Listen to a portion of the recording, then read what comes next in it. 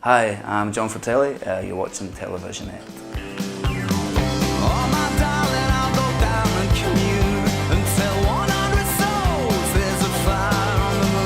We noticed when we got back to play together again that when we played shows, most of the songs we were playing were from the first record, and not as many from the second record. And that told us that we needed to make a record that we could play everything live for the next sort of 10 years.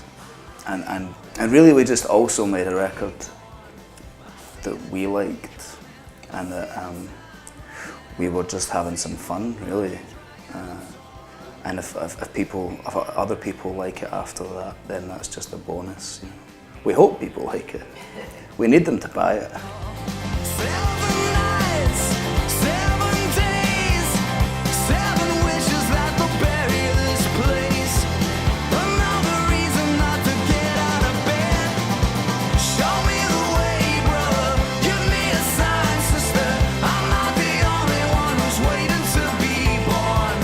That song to me sounds like whoever wrote that song sounds a bit desperate, and maybe is looking for,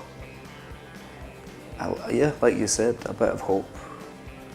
That's about as deep as we get. We don't get much deeper than that.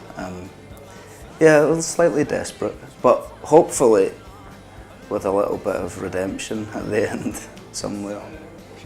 There has to be redemption, or else it's just, well, depressing, you know.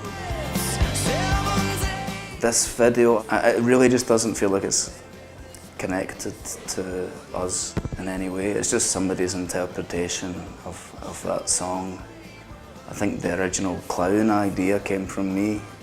I've forgotten now why. To be honest, I've seen it once, and I don't know, I don't watch videos very often.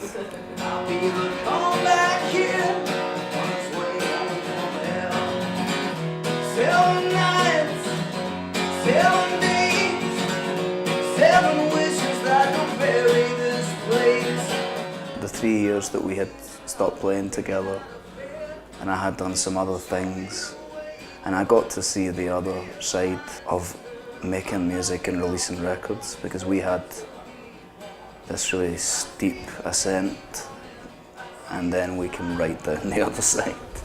And it's that typical music business story.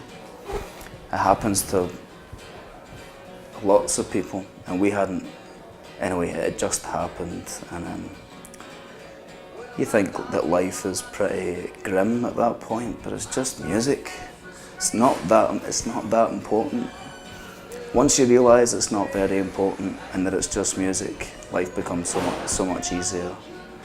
And you start to just enjoy music for what it is, which is just a lot of fun, you know. And hopefully, again, that's how this record sounds, you know. Show me the way, brother. Give me a sign, sister. I'm not the only one who's waiting to be born. Bizarrely, you wouldn't know from listening to our band, but Pink Floyd were my sort of first love, and still are, just so I can feel like a 15-year-old again. And super excited about life and music at that age, you know. I like to be reminded of that I felt like that, you know. But mine are all the obvious people. I have the most obvious record collection. It's full of men who are mostly in their 70s now.